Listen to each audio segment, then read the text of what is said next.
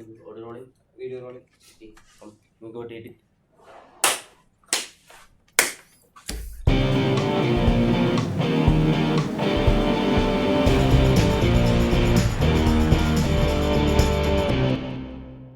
Let's do that. So, Kris, thanks a lot for coming. Thanks for having me, bro. On the only day off. Only day off. Do you have any days off actually? Sunday.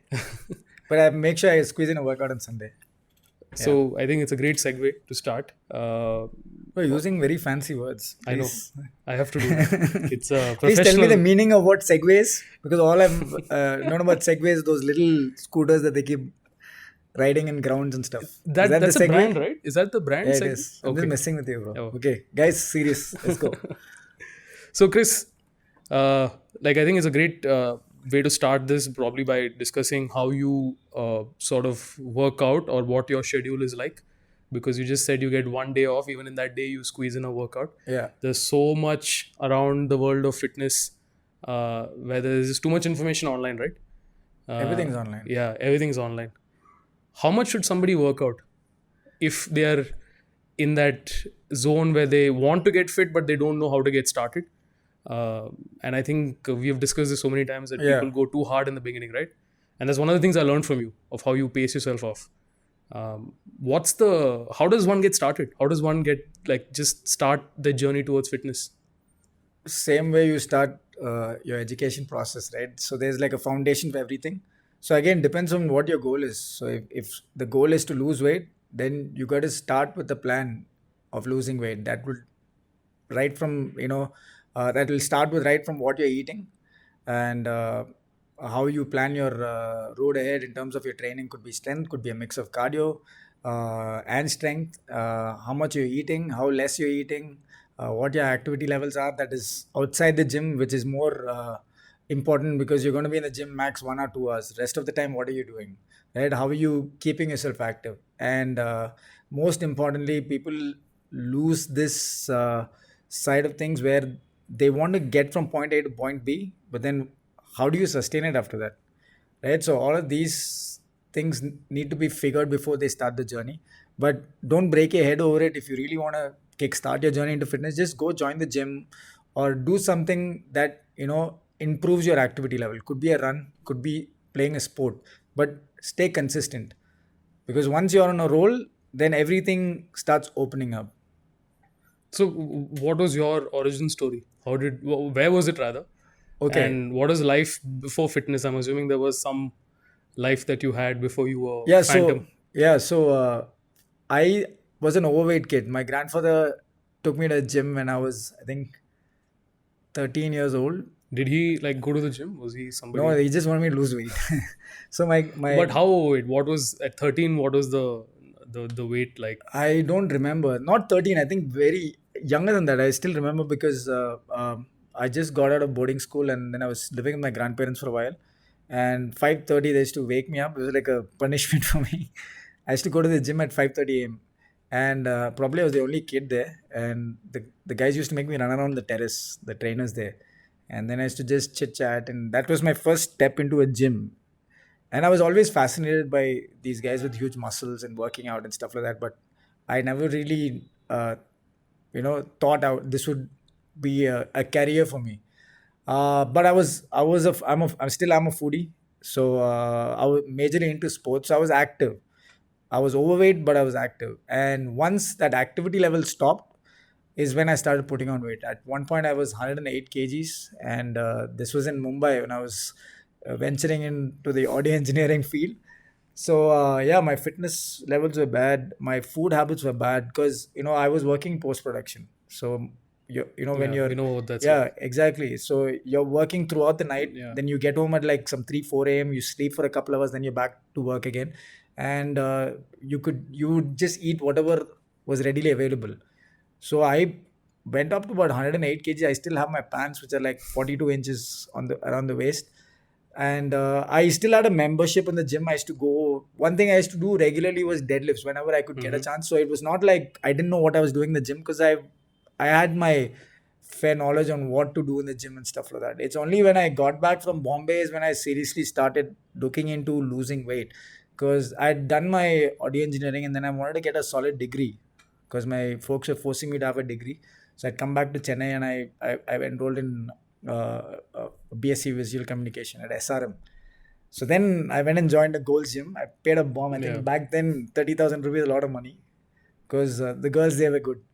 So I just randomly went, joined the gym, and I just used to run on the treadmill. So there was no guidance there. There was no, I think there was YouTube, but I really didn't know how to use all of that. So it was just running.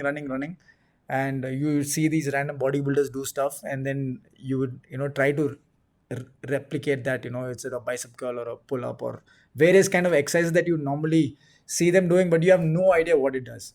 And once I started losing weight, I kind of felt confident that I could do this, and then I had a personal trainer. Right. So I just blindly follow this personal trainer like a puppy dog, and he used to just tell me, okay, today do chest, today do biceps, today do legs. And this was the scene, right? I had no idea what I was doing, but I was seeing results.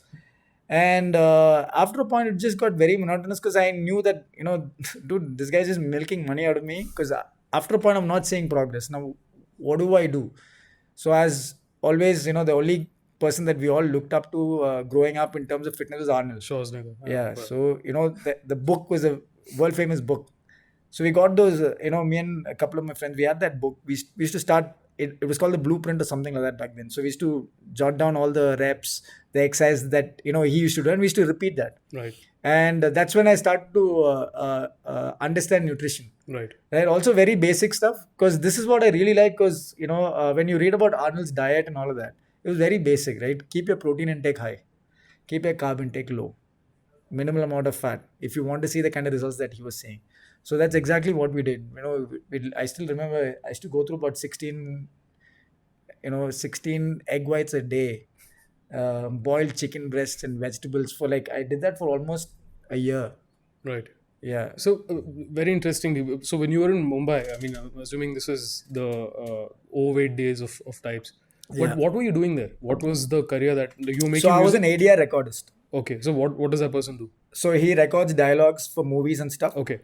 So I did audio engineering. So I went to Mumbai. I was doing my internship at Riddhi Sound. So we used to do post-production work for Ramesh Sippy. Oh, nice. Yeah, the great Ramesh Sippy. So we had a contract. I mean, my studio had a contract to do most of their post-production work for this TV serial called Virud. Right. Right. So proper soap opera? Yeah. It was very long. So I was very young. How many episodes were there? Typically in one of those Dude, shows? I have no idea, man. There was like a ton. So it's like constant. This was a period drama. I think you can Google that. It was a period drama called Virud. And in the meantime, where I used to make money is to dub for all these Bhojpuri movies and stuff. As in, I used to finish this work, and I was very young, and I was an intern. So they could get max work done from you for free. Yeah. My stipend was some 3,000 rupees, and you're living in Mumbai. It's nothing. So the only way. How do you manage? I used to do these part-time shifts at different studios to record for these Bhojpuri movies and stuff like that, where I get paid by the hour. Is to get $600 per hour or something. But still, I'm assuming. And what year was this? 2000. I think 2004. Still, I'm assuming it's very difficult to survive in Mumbai. Yeah. But I was getting money from home. There's no way I could survive. That's only one of the reasons I came back also, because that wasn't really helping me, sustain in Mumbai, because Mumbai is a very expensive city. Yeah, it is. Yeah. So when did you transition to Bangalore? I came to Bangalore after I got married. Oh, okay. Yeah. So I was working in Singapore back then. All right. Yeah. I came down to Bangalore came down to India in 2012. I got married in 2013. 2013 is when I came down.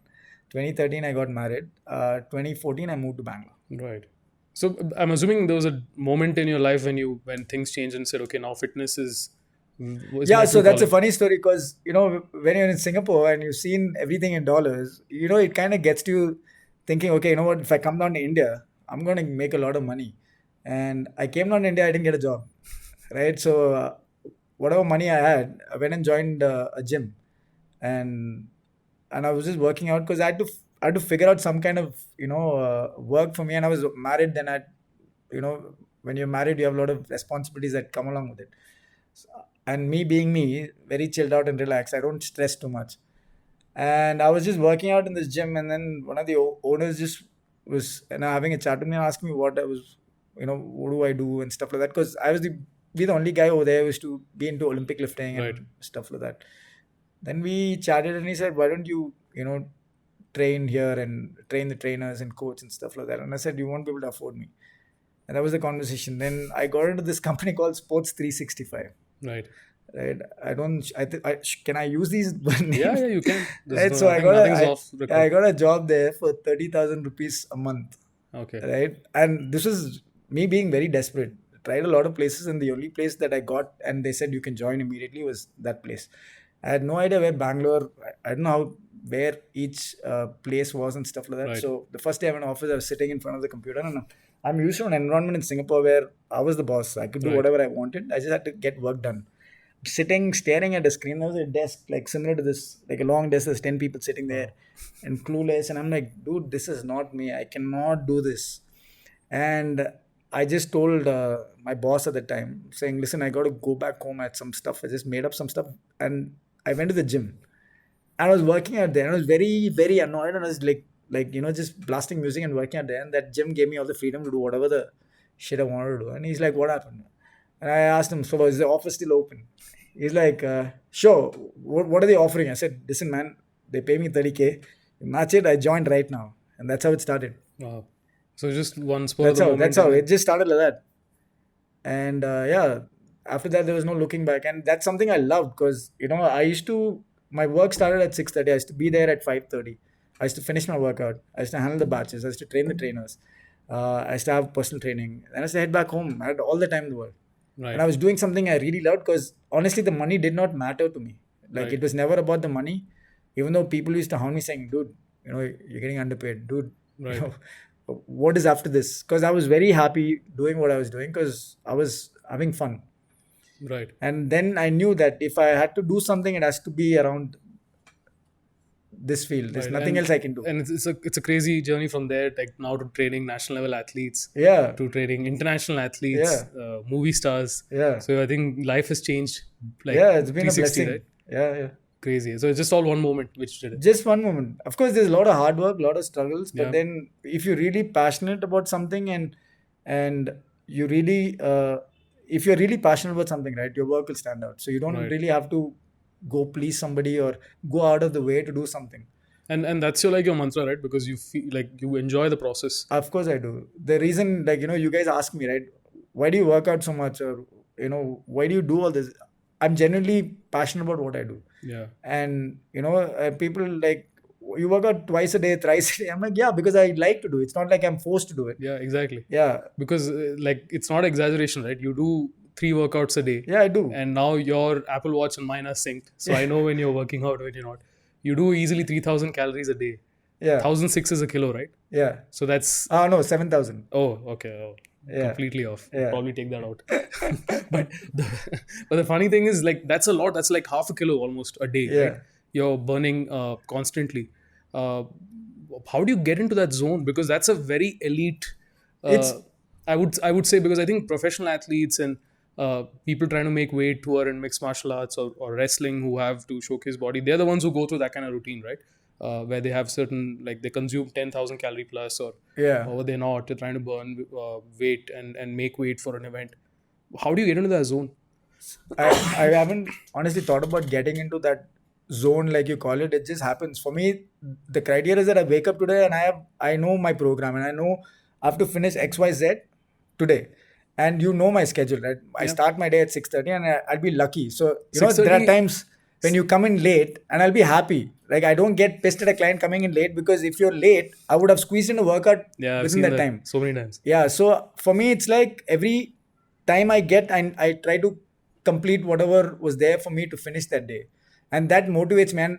And also, I have a partner who equally motivates me, right? So you need that kind of Network, yeah. person to push you. So I know he's constantly training, and that kind of pushes me to train myself, and it works well, and to stay in the zone, it's pure passion, man. I don't have anything to prove. I'm not an athlete. I don't have to compete, but this is the field that I'm in, and this field is all my competition were 21, 22-year-olds coming up. Right. Yeah, and how do you stay fit when you're pushing 40? Do what you love to do. Yeah. Quickly just plugged in your age as well. Yeah. I mean, like seriously, I see Yeah, I see kids these days, right? I see them work out one day and then they're off. 3 days, I'm not well, my body's aching. I don't understand that psyche behind it. Is it because it's too early in the journey where they haven't learned how to like cope up with that, or is it because they just like today's generation is a little more impatient and probably are thinking less work is enough? Could be a bit of both. Also, I think they kind of want it very easy, right? And they don't understand the kind of competition that they have outside. So they're very comfortable, and it's good in a way because they don't stress too much. But if you want to be in this field, you need to wear that on your sleeve. Right. That needs to like sweat it out. If you're a coach, you're a fitness trainer, you need to look the part. Right. I've always mentioned that. Yeah. Right. And we live in a very vanity driven world. Whatever you say that, oh, I don't care how you look, it's not about the looks. Boss, in the fitness industry, it's all about the looks. You might have zero knowledge. If you look like a Greek god, you'll have clients waiting in line. I'm not afraid to say that. That's the honest truth in this Right. industry. So I keep telling every, person that I meet, like, work out. But how do you keep a balance between that? Like actually, like there's also the saying that you're the fittest when you feel the fittest, right? How do you maintain the balance between looking a certain way versus actually being fit to that point, or or do they both go hand in hand? They both go hand in hand. Because looking a certain way comes with how you feel. Right. And how you feel comes with what you do in the gym. Right.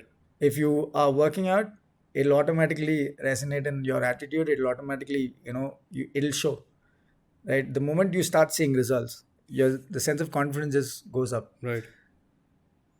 It's a high. It's like a drug. Yeah, The it reason is. I do what I do is because I'm addicted to it. It's like a drug. It's an addiction, right? Too much also is not good for you. Where you draw the line is entirely Right. Uh, With each their own. yeah, exactly. Right. So, like, this is very interesting because I used to have this problem for years. Maybe less in the last two, ever since I started to train with you. But I had this problem for years, which is I was extremely hard on myself. So if I missed a day, then I would blame myself whether I woke up late or I worked too much previous night or whatever it may be. But if I missed a day of working out, then I would be too hard on myself, and it would put me in, that much. It makes it that much harder to go back, right? It took a while to like get to a point of, I think it's being comfortable or being confident that okay, even if you miss a day, you can make up for it. I don't know where that mindset change happened, but somewhere it did. Maybe because I wasn't trying to chase a goal, and it became more of accepting that this is a lifestyle. But do you see that with people where they put unrealistic goals on themselves and then that weighs them down? Yeah, I used to be one of those guys. It happens to all of us. How do you move out of it? It's a long process where you start understanding the balance between your work life and your fitness life, or whatever you like to call it, right? I used to feel guilty of not working out a day because I'm like, okay, I've got Monday, Tuesday, Wednesday completely smashed. Thursday, something will come up. I'm here for a meeting or something. I'm like, I didn't work out today. What am I going to do? I can't eat this. I can't do this. I can't do that. All these, thoughts creep into your head. That's only going to wear you down, because then you will not have any consistency. You'll also need to understand that there are other things in life than just working out, right? So find a balance. It's okay. Maybe a day you cannot work out in a day, that's fine. If you're really hardcore into fitness and want to take care of your health, okay, when you're not working out, don't eat as much as you would when you're working out. Simple as that. Right. And does it have any correlation with dopamine? Because often at times you don't probably realize, but you need it because that keeps your system active. So there is multiple studies or talks about dopamine levels. Again, I think I don't know if it's Huberman or Rich Roll who spoke about this, where you can create that effect in you without having to work out. Right. If you notice, it's all in the mind, right? So I don't really know the exact cause of this or how you would trigger that with workouts or by genuinely feel like you're happy or feel like your sudden energy levels shooting up and stuff like that. So I'm not really I don't really know much about that. Right. Right, because I mean, there's so much like information out there, right? There's also conflicting ones. Yeah, there's too many information yeah. out there. So Like we keep discussing about one thing, the cold and the hot water showers. I made a massive shift because I was one person who's addicted to hot water showers all through the year, summer, winter, wherever. I think I've all through my teenage years and probably till mid-20s I did that. Then you said to shift and try, and it obviously initially was very hard, but probably 2-3 weeks in I started to get used to it. Now I can't shift to hot water unless I'm sick probably. Yeah. But it made such a big difference because I think like even in the morning in Bangalore when the coldest it gets probably 18, 19 in the winters, I still stick to cold water. It's a different buzz, right? Yeah. That energy, you feel like you're a super saiyan with that. See, now suddenly, you're like, so now what I'm experimenting is you wake up, right? You don't have coffee for at least An a hour? good hour.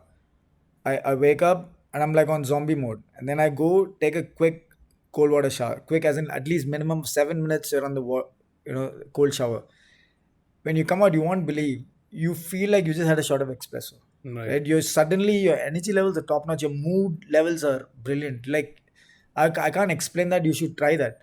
Right? And then after that, have your coffee. Like Superman. So hot, cold, what? Hot coffee? Coffee, I prefer hot coffee. I prefer cold. Yeah, so Does it the make a actual difference? fact is that a cold brew is much stronger than your regular Yeah, it is. hot coffee. Yeah, so try it out.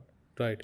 So and this is the other thing. Is there a difference between hot and cold? Or this probably what I heard from Huzi, your partner. He said when you drink cold coffee, body takes more energy to burn it. Okay, maybe I'm not too sure on that. Yeah, I'll ask this Huzi when he's here on the show one day. because I genuinely cannot drink cold coffee in the morning. Right. I need something hot. Yeah, and this is like again, I did this for a long period of time too. When I found it, like again during my younger days, not that old, but You are, bro. You are. Shit. Now if that sticks with me now.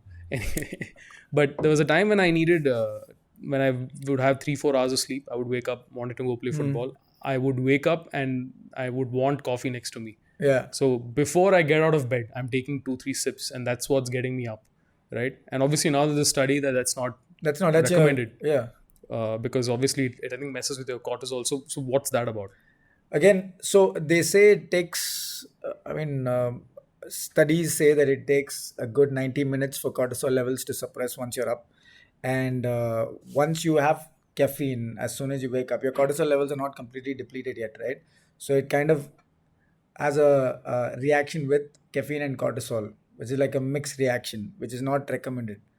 And it takes a while for the caffeine to boost up or give you a caffeine hit or something like that. I'm not entirely sure on how that science works. Right. But what I know is that it takes about 90 minutes for the cortisol levels to be depleted. And once caffeine hits the system post 90 minutes is when you actually feel that caffeine entering your bloodstream. Right. Where you're actually active, you're mentally able to focus through caffeine and stuff like that. Got it. Interesting.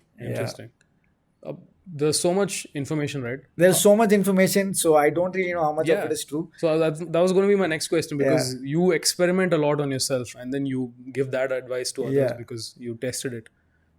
Some of it is just crazy. I remember seeing you before COVID, like the 2 months of lockdown before that. You were a light heavyweight. You were a good 87, 86 kilos, I remember, or maybe a little less than that. More, I think. Oh, probably. But you were a light heavyweight, I remember. I saw you after that lockdown phase, probably 7-8 weeks, and you were a featherweight at 67. Yeah. I was like, what the hell? Like how do you do that? Because go on.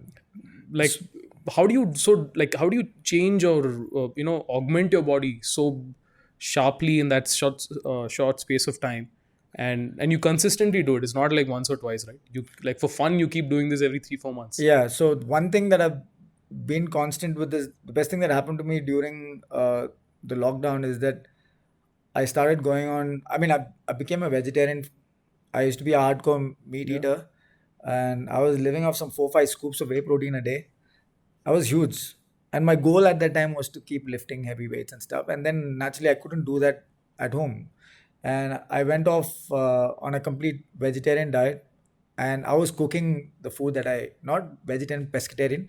I was cooking a lot of, these meals at home, meals that I used to eat when I was a kid. And again, this was sort of like an experiment. And this was right about the time when Lent started.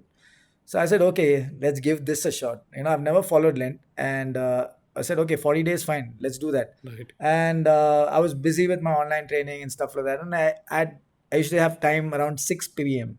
So from morning till like 6 p.m. there was no food intake at all. I used to live on maybe 3-4 cups of coffee. I used to do about two workouts a day, and then 6 p.m. I used to break my fast. 7:30 p.m. again I have to have a friends group. We used to work out online, and this was the routine for 40 days. So what I didn't realize is that by the I think by second week or so my energy levels were soaring high, right? There was zero stiffness or muscle pain or fatigue or anything. I was like on a different level. So recovery was Recovery was insane. My gut was at a very good state. My sleep was amazing, and there was no stress. I cannot explain the kind of you know level of fitness I was at. I think my body fat, I came down to about, I think, 7 single Right. digit body fat. Weight dropped down to 64, and then Lent got done, and then I decided to stick to that, and I do that till date. Right. One meal 6 p.m. I break my fast, Right. and then later things started opening up and stuff like that, and I started work, and I kind of found it difficult because it kind of takes a toll on you because you're on an empty stomach, you're traveling to work, you're coming back, you're trying to work out, and then I started getting into weights, and that's when I started feeling weak Right. because you're running anywhere between 1500 to 1600 calories a day, and then you're doing multiple things, and it kind of gets to you. And then I reworked, and I said, okay, this time, in the Bible there's this uh, person called John. Right. Okay, so he lived on locusts and honey. Right. So of course I can't keep catching locusts and cockroaches and eat them. So what I did was, okay, I can't do that, but he used to eat seeds and nuts and honey and stuff. And I'm sure I used to Yeah. go through 1 kg Yeah. of almonds, cashews, and pistachios. Isn't that like too heavy Trust on me, your heart? Saanand, I never used to finish 1 kg a day, and I used to get it from one of the gym members. So I used to go through it maybe once every 3 days, and that was my meal, like a big bowl of Greek yogurt with the mix of these Yeah. nuts, maybe a little bit of salt and some cranberries and stuff like a big bowl, and that was my meal. That used to be easily, I think, I used to think it was 1500 calories, but I'm sure it was about 3000 calories. That was all, and I ate that same thing for almost a month or more. Right. I got way stronger. And this was all before I got into the science part of it. And that's when I was reading that, your body is on a fast of more than 15 hours, Right. right? And that increases your growth hormone. Yeah, because it triggers all your survival instincts, right? Your body starts picking up. Yes, your test levels are on an all-time high. Your growth hormone levels are on all-time high. There's no muscular fatigue. Your muscle growth, lean muscle mass increased for me drastically. I've never been that ripped in my life. My recovery was good. My mind was at my mental state was on an all-time high. And then I slowly started, getting into the science part of it. And Right. then from 64, again, trying to experiment something, I dropped down to 59. Right. I I remember went that. on a 1 week fast. I saw that. I remember. I think Yeah. by day 5, I could see it in your eyes. And then Correct. you were like, it's been 5 days since I've eaten.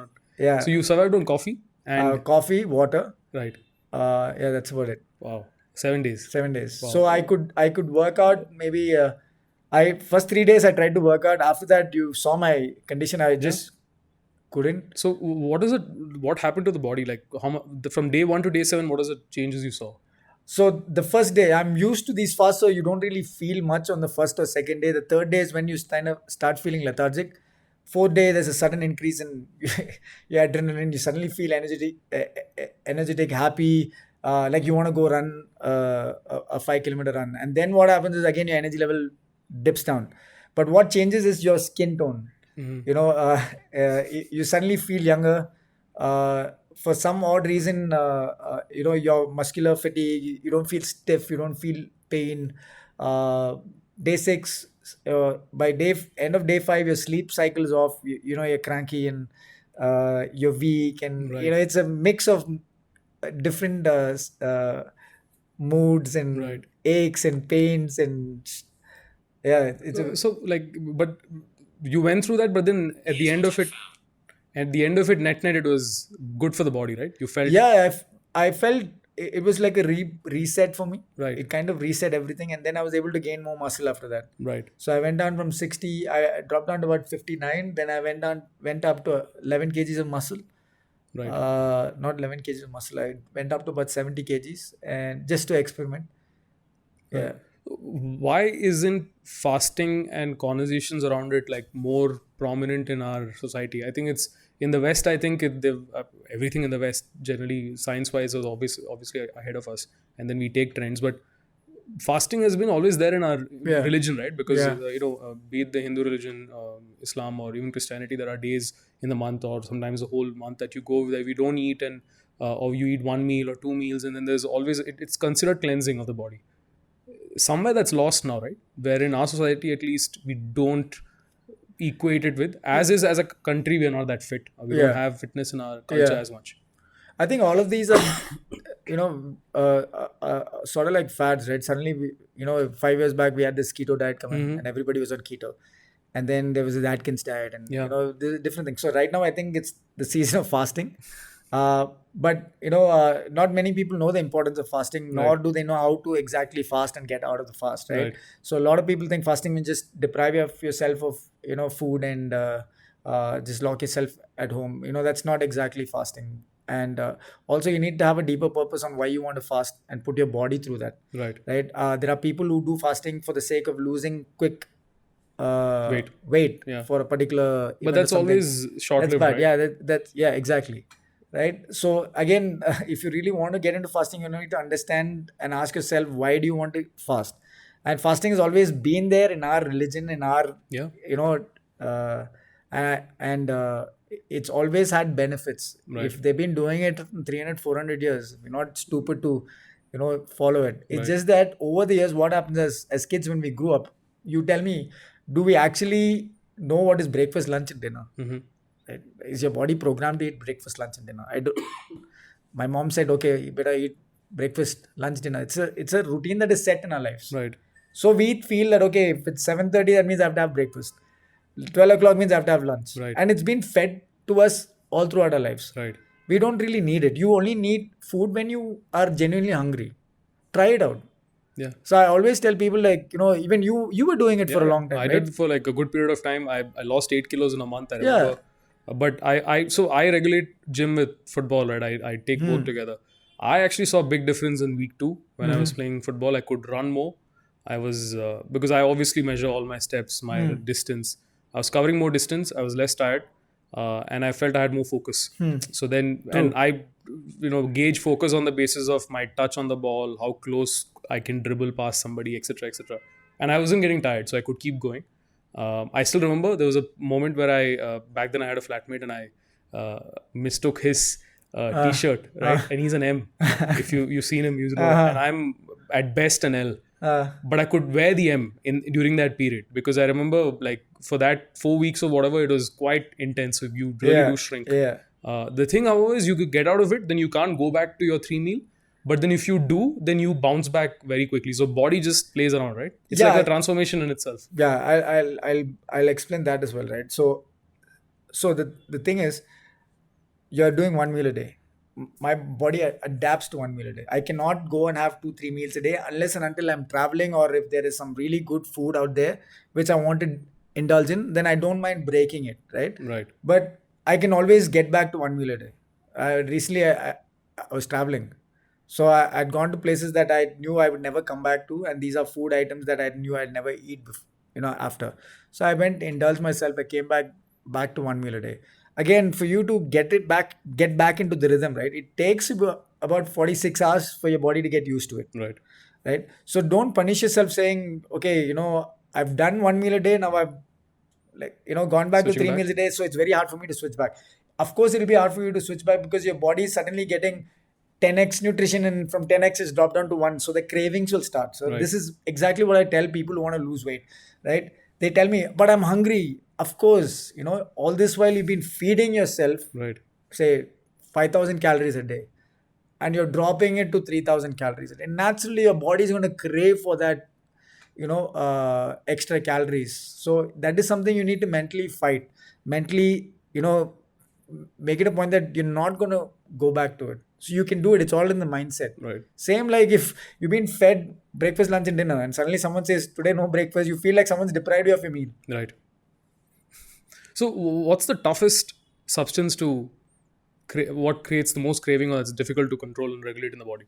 I mean, it's different from each person. For me, it's sugar. Right. I think so for me too. Yeah, I am like, if you know me, you know me. Yeah. Like I can sit and eat sugar all day long till date. I've seen that. Yeah. I've seen you literally finish 1 kg of jalebi Yeah. in one sit, like Yeah. sitting, like, and that too on a bench press bench, Yeah. on a dining table in the gym, and then you go back into your workout and you do it. Yeah. So yeah, I completely believe. So my philosophy is that if you really want to eat something, eat it. Don't deprive yourself of it, because I feel if you deprive yourself of certain things, you're putting your body under stress. Right. Right? Cravings will always be there. Again, if you want a six-pack abs, right? If you really want to get chisel and you have a particular shoot to do and there's jalebi in front of you, don't be stupid and go indulge, right? But if you don't really have anything, if you're just doing it for general fitness, it's fine. One jalebi is not going to hurt. Also, you need to understand. A lot of people say, okay, I used to tell them, if you're eating, take accountability for whatever you eat, go work out. But, people misinterpret that. They think, okay, if I eat jalebi, I have to go and immediately do 100 burpees and burn that off. But you need to realize that your body is constantly burning calories as you eat, as you work, as you breathe. They don't pay attention to that. Right. So it's okay. If you want to eat, eat. Don't overeat. Right. So how do you draw that line? It's again self-control. So it's a process. You're not going to develop it on a particular day. I had this problem like a few months back. We even filmed it in one of the internal videos. I was addicted to Toblerones. Okay. Right. And it's down the street. Same. So, yeah. And I would go through 1 bar a day, like just for fun. And then I would make people around me also consume it with me. It is a phase and I just couldn't get out of it. I wasn't hard on myself. So I would probably do the OMAD, 1 meal a day, break the fast, finish everything, and then finish a bar of chocolate, right? Yeah. And I went through that process until a point where it hit me saying, okay, now I need to just, that craving just died away. Like any interest that you chase for a while and then goes off. Is that fine for someone? Like, because I didn't feel bad about it. I probably didn't get enough results, but I was okay. Yeah. But, so then what do you have so to is that the line of self-control? Like Again, the line of self-control also depends upon what your goals are, right? Your goal is general maintenance. Yeah. It's okay to have a Toblerone. Are you trying to lose weight? And not to your extent, but yeah. Yeah. So It would be fun to try that. yeah. So then there's the answer, right? So don't have it every single day. Keep days for your Toblerone. Right. Maybe Monday, Wednesday, Friday after PT is one Toblerone. Right. Also, we live in a calorie-defined world, right? So if your daily intake is going to be 3,000 calories, Then you need to burn. But you can't, right? There's a point like you no, can't outrun. I'm giving you bad- an example. Yeah, you can't outrun excess calories. So at some point, I think it does catch up. There's no question about it. It does, but you can always control it, right? You can't outrun it, but if you really want to lose weight, try this for a week, right? If your daily calorie intake as per your BMR is about 2,500 calories, right? Say if you want to lose weight, don't have to drastically drop it. There's this table by, I think it's Charles Null, very bad with names. So you calculate, it's a certain algorithm. I'll get you those details, right? So then you arrive at a particular number. Say if your daily calorie intake is going to be, say, 1,500 to 1,600 calories. Calculate 1,600 to 7. That comes to around roughly about 10,000, 11,000 calories. Yeah, for a week. Now your output has to be more than that. So maybe one day your intake is going to be 2,000 calories. The next day you have to burn for the 400 calories That you consumed excess, right? So your output for the entire week should be about 24,000 calories or 22,000 calories. But can you even out the body in that way? Is that possible? Like if you have 3 days of excess calorie intake, and then if you have 3 other days in the week where you burn excess, does that net balance out, or is that somewhere where the first 3 days body's already absorbed it? So but you're still burning it the next day, right? Still. So suppose you eat 3,000 calories today. I'm not saying it's gonna last you till tomorrow, but tomorrow you're gonna burn beyond your limited cal burn. Right. So this OMAD, right, as a concept, I mean, I got hooked to it obviously because of you. I'm not on it now, but I do see myself getting back into it. How do you what is the method to break the fast? Is it one for all or is it different for each person? So earlier I was doing it completely wrong. So there So was what is that? That's quite interesting to know. so like I said, right, I used to cook my own food. There was no process in breaking the fast. I was like, okay, 6 o'clock, okay, I got to like eat something fast because I had to work out with my friends. So I used to eat something that was easily digestible and readily available. So it could be like a handful of nuts or a protein bar, or I would even eat like two rotis and some kind of sabji that was quick. Right. And then later I realized that to improve your gut health, you need to start breaking it with a prebiotic. Mm-hmm. So then I started taking a prebiotic with maybe yogurt or some nuts and some berries and stuff like that. So And then you transition from there to something protein based.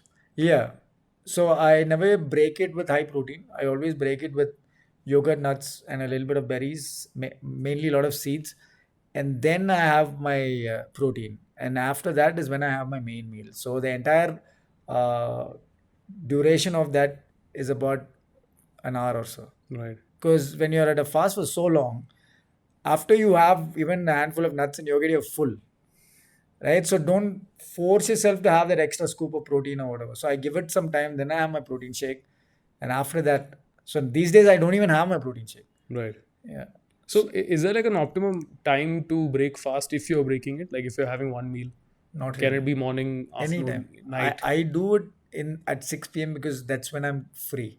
That's when I was free, Right. right? So now that's stuck to me. So I wake up, I'm at work, and honestly, at work, I don't have time to make my meals or order and eat during the day. Mm, right. But if you do it in the night, assume because you only get time then. Yeah, But then you go to sleep very. yeah, so I tend to break it around 5 to 6 p.m. So by 9 o'clock, I'm completely light again. So I break my fast, and then by 7:30 I walk my dog. So I'm completely Right.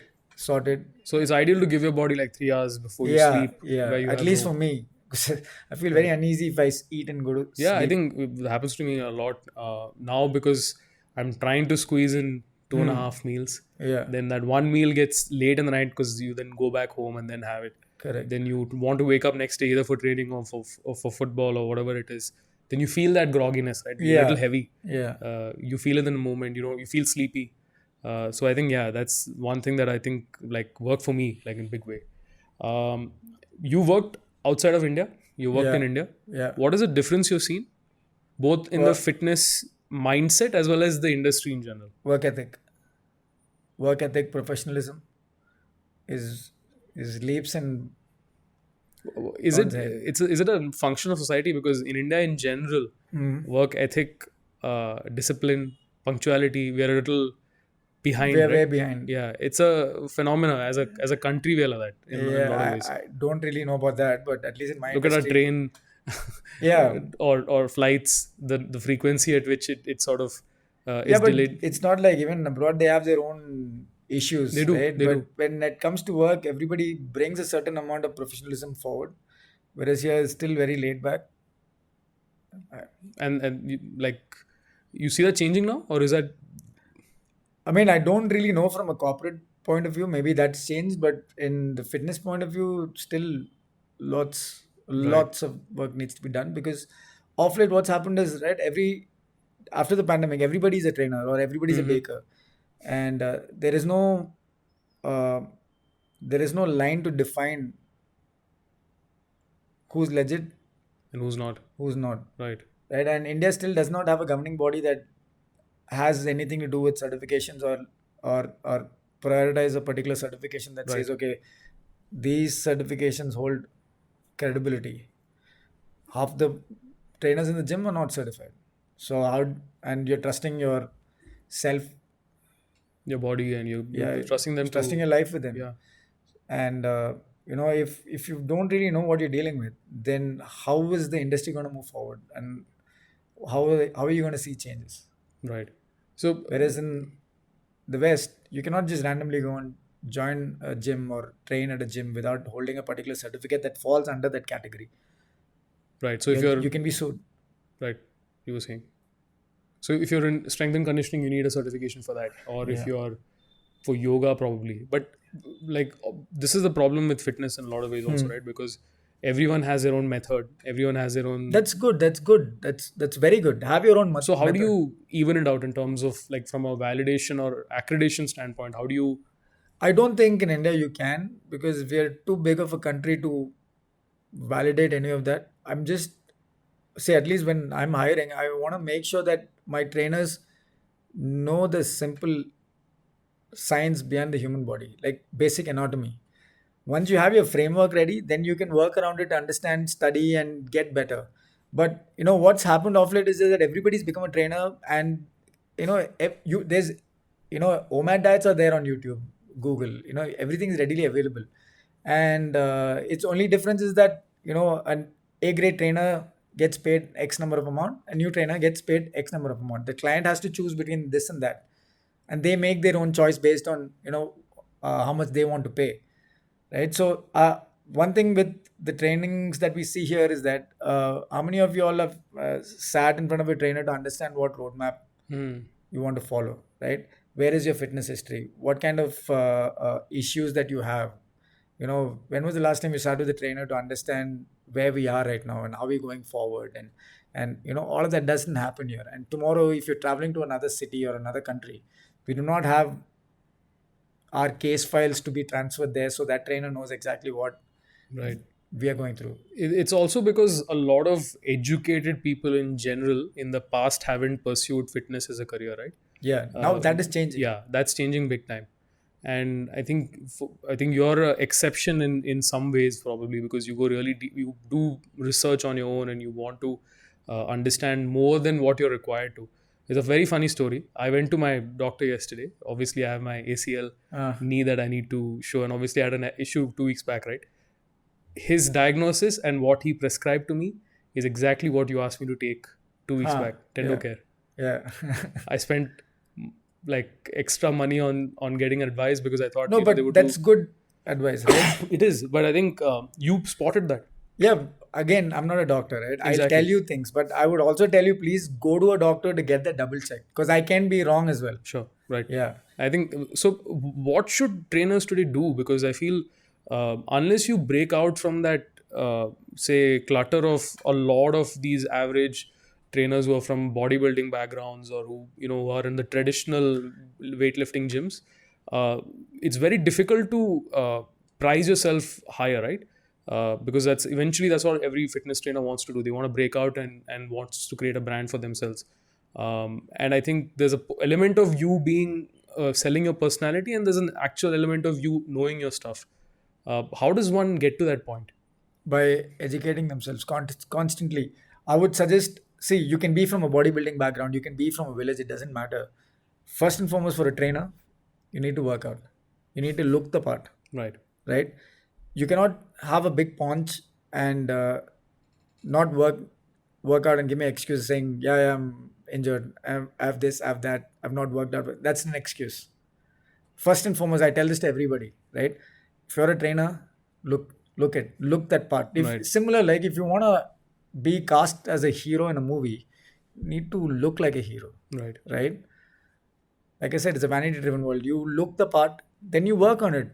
If you're a trainer, study about it, understand human body, how they work, and then with experience you'll start gaining knowledge along the way as well. See what certifications you have to do. How do you grow in this industry, by reading, by studying, by working out. Because if you do not work out, you will not know what your client is going through. And if you've never gotten ripped or never bulked up or never bounced back from an injury, you will never know how to treat somebody. I'm not saying get injured, I'm saying study about it. Right? That doesn't happen now, because trainers think it's a nice and fancy job. We're all having fun on Instagram and stuff like that. We come and post our stuff. It's not. You see us working out with our shirts on. That's not our life. Right. So, like in your field, is specialization possible, or is it 100%. or is it more of you become a master of many, say, forms, or like, or do you go deep? What do you recommend rather? Would you go deep into strength and conditioning and then understand other pieces, or would you try to specialize at everything at once? No, I don't think anybody can specialize everything at once. Again, depends on what interests you. For me, Olympic lifting is something that interests me. Nutrition is something that interests me. And now, of late, I'm trying to understand recovery and wellness for people above 40. Right? So I'm learning more about that. And since I got into OMAD, I started reading more on that. Right? So again, the fitness industry is vast. There are multiple departments and avenues that you can dwell into to research and learn. Basics is understand human anatomy. You need to know how the human body functions. From there, build it up. If you are somebody who wants to understand rehab, study about rehab. If you're somebody who wants to understand bodybuilding, study about bodybuilding. If you are somebody who wants to understand sports performance, that's a different avenue altogether. Again, fat loss, that's a different avenue altogether. Right. But it all starts with human anatomy. If you do not know basic human anatomy, you're never going to go either way. Right. Got it. Interesting. So I want to ask you this, but I think you've somewhere sort of answered already, which is how do you stay inspired? Because I think for any field where you want to make it, it's actually not just about inspiration, but it's consistency in it, right? It's staying motivated every day. Yeah. And in fitness is very easy, like we just discussed, you can have the high and the low. How do you maintain that? Again, for me, there are times where I've come to the gym, I've not worked out. And there are times where you're completely bogged down, it's okay. It happens to everybody. There will be times where you won't feel like working out for a week, but that's fine. But you also need to understand this is your bread and butter. For me, I don't know anything else other than, fitness, and working out genuinely makes me happy. I might not perform 90% or give 90% of what I would on a regular day, but on my off days, I would at least try and make sure I give 40%. Right? And I'm always around people that kind of motivate me and create that positive environment around me. There are so many times where, me or my partner, we call each other up and be like, dude, I'm feeling very bogged. And we're like, come, let's work out. That's the kind of, relationship that we share. And if you are around people that can lift you up and give you that kind of company to bring out the best in you, that kind of motivates you, right? Right. Yeah. So there are times where, he comes and does Olympic lifting with me because he's bogged down mentally and physically doing his program. So we kind of do different things to keep ourselves motivated. I go for walks. Sometimes I don't feel like lifting weights. I'll walk from here to Indiranagar, here to the airport. This is very interesting because I tell people this and they don't believe it. You live in Malleshwaram, which is west, heart of the city. Yeah, northwest Bangalore. Used to be hard at one point in time, and then you walk to Indiranagar and JP Nagar. JP Nagar is like the southern end of Bangalore. Yeah. How does one do that? It takes you 2 hours, 2.5 hours close, to do. But this is very interesting because I don't think anyone, probably you could argue that in Bangalore sometimes you have to do that because it's difficult to get to places in time. But what makes you like sort of, I know people would cycle, but walking is like... Yeah, so walking, something that when I'm really tired, I try to add this into my routine. It's either walk to work a day or cycle to work a day, which I haven't been able to do this couple of weeks because of my son. Otherwise, I walk. Make sure at least once a day I walk either to I walk to Jayanagar from Malleshwaram, from Jayanagar back to Indiranagar, then Indiranagar back to Malleshwaram. That's my routine. And again, it's like sometimes I'm just really not interested in lifting weights or doing anything that is normally linked to what I do. And walking is something that I picked up. And there's so many things about walking as well. So I kind of just zone out. I listen to podcasts, or sometimes I just try to, think certain things about how to program or whatever it is. That gets me by. And I walk, and I'm very happy when I'm walking. Right. To be honest, I tell people this, and the first time you did it and you told me, I was like, no way. And then I think you tracked it, right? Yeah, I do that regularly. Yeah. Walking is something that I do. Now my dogs hate me because I force them to walk with me now. And it's also, I think it's a mindset. Like Right. I have a training friend of mine. We randomly decided we are not runners at all. We randomly decided, listen, boss, there's this 21K marathon coming next month. Let's just sign up for it. We went, we paid, we signed up for it. We never trained. And the kind of training that we do is nothing related to endurance. It was just a mindset. We went, again, OMAD, and majority of my friends are all on OMAD. So his name is Arvind. When next day, early morning, we ran off. 21K finished it, came back, nothing. It was fine. No big deal. No big deal. We never ran a 21K in our lives. It's first time. First time. Empty stomach, done, no carb loading, nothing. I think it's just a mindset. Right. And I was fine, perfectly fine. I finished the marathon, came back home, showered, went back to the gym, worked out. How do you recover? In general, how do you recover? Recovery. Sundays, I just zone out. Other than that, I'm a dad now, so there's You no can't zone time out for as much. sleep. I can't zone out much. And the workload is just increased. So I don't really have a go-to recovery point anymore. Right. Very crazy. I think one of the things that I know that you've always done is you've very actively, put yourself out there, right? There was a period on social media, I mean, on your old Instagram account, I have to talk about it. You were at like 45,000 followers, and then overnight you just decided you don't want it anymore. Yeah, it was getting too much for me. Yeah, I remember. And I was like, what? And I know you have also been very active in brand collaborations, and you built up. Not common, I would say, in fitness at that point in time. Because I'm talking about 2015, 16, when you were quite active. And I remember that's how we met, in fact, officially. I mean, I knew of you, but I officially met you because you DM'd one of our clients and you were looking at collaborating. I was looking at the account and I said, let's do it. And then we did something. But not too many fitness trainers do that. When that becomes a way of marketing, selling, and earning a living, people get addicted to it.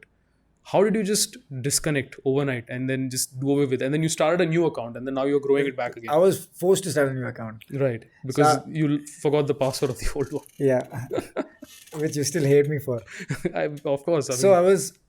I think I was very active on Instagram, and Instagram was just rising up, right? It was just coming up. And for me, it was just getting to a point that everything was for Instagram, right?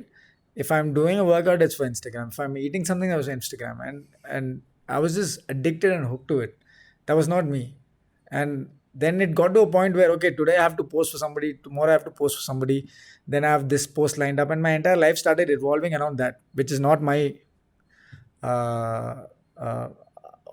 was not my kind of thing. I just don't like to be held on to something, or I don't like to be addicted to something for too long. It was just getting too much for me, and it was I just didn't want that responsibility of doing stuff and posting something else. And like, dude, if I'm not drinking a vegan protein, why will I? Yeah, of course, I lost out on money, but still, it was just not me. Right. And like, you were comfortable doing it. Like, you were off for a good period of time, right? I think, a year or so. Then everyone forced me to get back on Instagram for the business and stuff. Again, that got to me, and then again, I was disconnected. And then I think a couple of months back, you guys told me, please open up, please open the account and stuff. Because you have a lot of knowledge that you can actually share. I know there was a point in time when you used to do it quite regularly and you cut it off. It just got to me. Because for me, I like my space. I like to do my own things. I have my own friends, and I like to keep everything low key. And with Instagram, it was just too addicted. Like, dude, if I'm drinking water outside, I'll take a picture and post. I'm like, that's not me. Mm-hmm. I was becoming somebody that I'm not. Right. And it was just getting too chaotic. I'm like, dude, I'm not letting this phone dictate my life. And I went off it. Right. So now I'm a little more controlled. I just post stuff when I want to. And if I feel I should post about something that is important, I do. That's pretty much it. Right. Talking of brands and collabs, I cannot not talk of RCB. Yeah. You created something called the Boldfit. Correct. And then RCB happened to partner with you and acquire it. What is that journey like? Also, because I know your true allegiances lie to CSK. Where is it airing, by the way? We'll make sure, the people who don't have to see it don't see it. I told this to your friend as well. If you cut me open, I will still bleed red. Right. That's how Everybody loyal would. I am to RCB. But the meaning of that is different for each person, right? Red, blue, Yeah. yellow, but we all bleed red. Yeah, so what is that journey like? What is that? Because I'm sure that changed a lot of things. That changed everything for me. I still like I still don't believe it, and even when that whole RCB partnership happened, like for me and my partner, it was just it was like, you know how we are, right? We just didn't realize the seriousness till it happened. And I mean, it was definitely a blessing from above, because we did not expect two boys, one from Sivagasi, one from Gottigere, coming in and then suddenly be part of this freaking mammoth brand. And everything was, I didn't realize the seriousness and the volume of this till that one particular day when I was supposed to walk on stage and explain to the public about what RCB and outfit have done with Boldfit. And in front of me, there's a table with Virat and AB and all of them. And I've just froze. And that's when I had goosebumps. And I'm like, okay, this is happening. And I cannot explain that feeling. And that's when it hit me, because there were some thousands of people there. And I was supposed to speak about what we are doing together as a unit. And RCB has always been supportive of these brands that kind of share the same values as them, Right. in terms of building community, in terms of being honest, and in terms of wearing the heart on their sleeve. And I think Outfit and RCB are very similar in that way. Right. And they're very they RCB is kind of visionaries. They're trying to look into the future and try to do things way ahead in time. Right. And Boldfit is one such venture. And now we're venturing into the online fitness space with Hustle, Right. which is gonna take the online fitness space By like a storm. storm. Yes, yes. Right. Yeah. Of course, full disclosure, I'm also working on it. Yeah. So for us, it's like me and Huzi, we sit and it doesn't hit us yet. We're just putting in all the effort that we can from our end, and I think it'll hit us when it's out. Right. Yeah. Because like I said, we're not really the kind of people that stress too much. Even if shit hits the ceiling, we're the same. We're like, okay, where do we go eat dessert? We're that kind of people. But yeah, this is a big deal for us, and it's a make or break for us. Right. And RCB has always been that savior and support for us from the day that we've collaborated. It's 2000. Yeah. You've done a lot of content. Yeah, 2019. with them, Yeah, Over they the were years. with us from thick and thin, and they've always been a pillar of support in terms of helping our brand, helping us, and giving us this opportunity. Right. Yeah. Right. What's Virat like? You've had chance to interact with him. We had a chance to film one training session. Very professional, respectful. Yeah. He's also very serious about his fitness. Yeah, so I got to interview him about his Olympic lifting and stuff like that. So we just had this small chat about Olympic lifting, and he's very disciplined. Right. Everything is timed. Everything's measured. Yeah, everything is measured. Everything is timed. 8 o'clock is bedtime. He kind of has a routine, right? And at that level of Competition. A competition, it's very important to be like him. Right. Lights out, 8 o'clock, lights out. And Training on point. Right. Recovery on point. Nutrition on point. And I think that's what's separating him from the rest, right? In terms of his greatness. I will tell you one thing about Virat is he single-handedly put fitness on the map for Indian cricket. Yeah. Right. And why I like him so much is because Olympic lifting is something that I'm very passionate about. And before, I didn't see anybody other than the Australian cricket team do a little bit of Olympic lifting. But after Virat started doing it, half of the Indian team is doing Olympic lifting. Right. See, you can say 100 things saying it's not recommended for you, whatnot. But, he single-handedly put fitness on the map for Indian cricket in terms of, powerlifting, weightlifting, in terms of, speed, endurance, agility, everything. Like, he put it out there for people to say, if you want to be like me, you got to train this way. And people started taking that seriously, from nutrition to recovery, training, everything. Otherwise, you didn't have that 10 years, 15 years back. Right. So when CSK is playing RCB, RCB. oh, I didn't even finish RCB. You won't even let me finish that question. You have a lot of hobbies. You cook. You like to, obviously, outside of fitness, you're big into consumption of content. You watch a lot of shows, movies, etc. Does that keep everything in check for you? A balance between this, because fitness is very serious, is very, very heavy on the body and mind, right, in terms of the exertion. And then you have things on the other side that you balance it off with. I think you bake some of the craziest confectionaries. So if I wasn't a fitness trainer, I would have been an overweight chef. I still want to, because I will eat everything that I make. That you make. So right now I'm dabbling into the ice cream industry. I just bought a couple of machinery and I'm experimenting with ice creams and stuff. I like cooking. I love cooking and baking and anything that has to do with food. Right. And you don't make it healthy, right? No, because I don't eat healthy. I tell everybody that I meet, like, I can't live a lie, man. I eat. I'm a foodie. I like to eat good food. It can be healthy, but I'm not really into the health food sector. I'll eat it, but I'm not going to promote it. That's why I've not promoted any health food or anything of that, because you don't see me eating that day in, day out. Right. I like sugar. I love desserts. The other thing that you obviously love is coffee. Yeah, I'm a big coffee addict. Yeah. What's your type? What's your favorite coffee? Black. And obviously hot. Hot. Yeah, because for me it's black. Super strong. Tell me this about Bullet Coffee, because you did this for a while, where you had your own coffee. Phantom. So it was called Phantom Coffee, and Dave Asprey came out with bulletproof coffee back then, and you couldn't get it anywhere. So bulletproof coffee was basically black coffee with grass-fed butter, MCT oil. Right. Yeah. And what did it do to the body? Because I tried with butter and coffee without the oil element of it. And I think people also substituted that with coconut oil. Coconut oil, yes. Basically, it is coconut oil, right? It's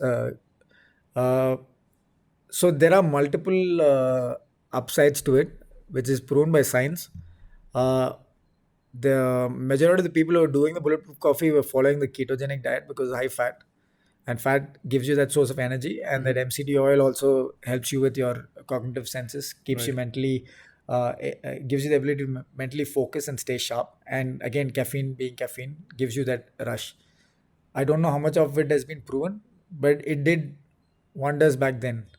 So I used to be on keto for a long time, right? So I came to India and there was no bulletproof coffee anyway. Right. So I made my own. So I used to have flavors back then. It was in 2000, I think 15, and I used to sell out bottles. These were natural or essence? Filter coffee. Okay. I had basically I used to do the drip with butter, and flavoring used to be with rose petals. Nice. And on the filtered drip, I used to have walnuts, almonds, roasted almonds, all of that. So yeah, that was something I was making and selling. Yeah, I remember this. Yeah. It's quite popular. Now I'm having coffee with sea salt. Sea salt. First thing in the morning. What does it do? I'm trying to experiment and see what it does. Do coffee and chia seeds go well together? Black coffee and chia seeds? Yeah. I've not really tried that. I have chia seeds with my yogurt and stuff, and chia seeds apparently is like top of the chain for super foods out there. Yeah. Right. What does it do to the body? I have no idea. So you just try and you'll figure it out after. Yeah, so when I tried, then I started to read about it. But then when you read about most of these things, right, they all end up saying that it kind of builds your immunity and makes you feel like you're superhuman and helps with this, helps with that. But I don't know how much of that is true, because every other food has the same benefits. Right. And if you're eating too many things, you don't know what's doing what to you, right? Yeah, so why do you complicate it? Right. But I'm assuming if you're on OMAD, it's easier to experiment and easier to understand what's. So again, it's easier to understand, it's easier to experiment, but you also need to come to the point where your body will only respond to a certain amount type of foods, right? If your body does not respond to, say, nuts and yogurt, then what are you going to do? So Right. each person's body responds differently to different foods. So I've had nutritionists tell me that the amount of nuts I'm eating, it's highly, high in cholesterol, and that's not good for me. But my thyroid levels have actually gone down. Interesting. I often want to try these things out, but then again, I think I would say I'm still early, not early, but I would say median in my journey of self exploration, because I think that's the ultimate phase in fitness, right? When you're able to, for yourself, figure out what kind of program or diet or routine See, to do and keep regulating it. program comes naturally to me because this is my field, Yeah. right? So like if I tell you, Saanand, come up with a marketing plan for my product, that's Exactly. your backyard. So whereas nutrition and all of that is not my backyard, it's just that I try and experiment and understand what works for me. And I've also told my clients that this might work for me, but I'm not telling you it might work for you. Right. Like the same thing, my training plan will work for me, but it will not work for you. So you don't really need to get to a certain level to experiment this. You just need to have time and patience. It can backfire also. Right. But you need to go through that process, right? Yeah. Because you will do certain things and not find results. Correct. You can't be disheartened. Yeah. You can't drop it. You have to still keep persevering, trying, and eventually it will sort of fall in place. It's like learning anything for that matter, or trying to perfect anything. Yeah. So there's no regrets. Right. And I think understanding a body in itself is like a craft. Correct. So for me, it's more than reading and everything, right? You can read articles. You'll have another article which says exactly opposite to what you're reading. So I've come to a point where I don't know if this is true or that is true.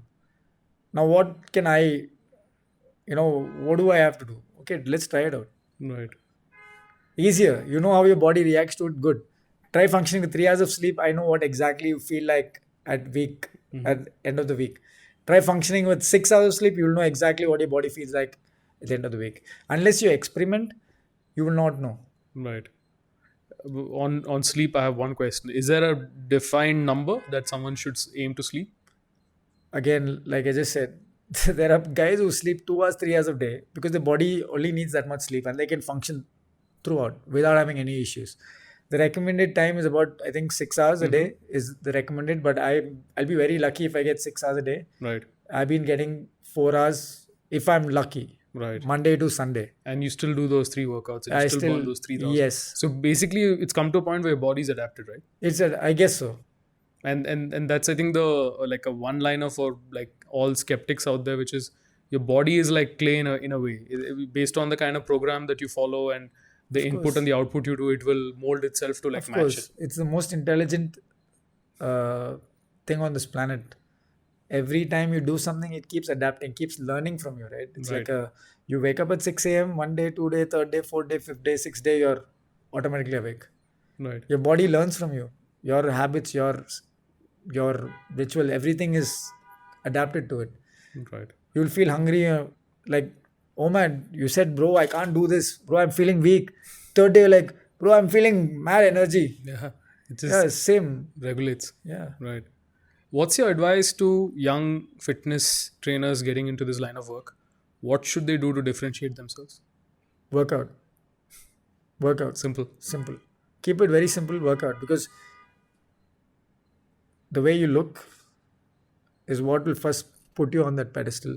After that, knowledge, everything comes into play. If you're not going to be working out, or if people are not going to see you work out, they're not really going to trust their lives in you to tell you, boss, come train me. I don't see people working out. Everybody, I'm very, very shocked when I come across trainers. I'm sure everybody has their own shit to deal with, but guys, you're in this industry to train. If you want to train others, train yourself. Get in shape. That's why I have tremendous respect for bodybuilders. Forget whatever they're taking as a different scene, but they still put in that effort to build that physique. Still show up at work 6 a.m., train 10 different clients. You got to give it to them. Right. Yeah. Now, if those guys start reading up and putting knowledge into their head, they'll be untouchable. I've seen these local bodybuilders and these local gyms have immense knowledge. It's just that they do not have that kind of, opportunities. Yeah. Right. They will not know muscle group. They'll have wings. They won't know what is lats, gates and all that. Programming will be on point. They'll tell you what to eat. They'll tell you this, do this, sir, do that, do this. Amazing stuff. I went to this gym near in Alsur, not Alsur. Oh, I met this guy. Couldn't speak much. Is from a proper bodybuilding Background. you can sit and have a conversation with him. He'll talk to you about everything, but does not have that. What do you call that? He knows everything outside of fitness, or he knows about fitness? About fitness. Right. But he can't put it across. He doesn't have the know-how. Right. Got it. If someone wants to get in touch with you, how do they do that?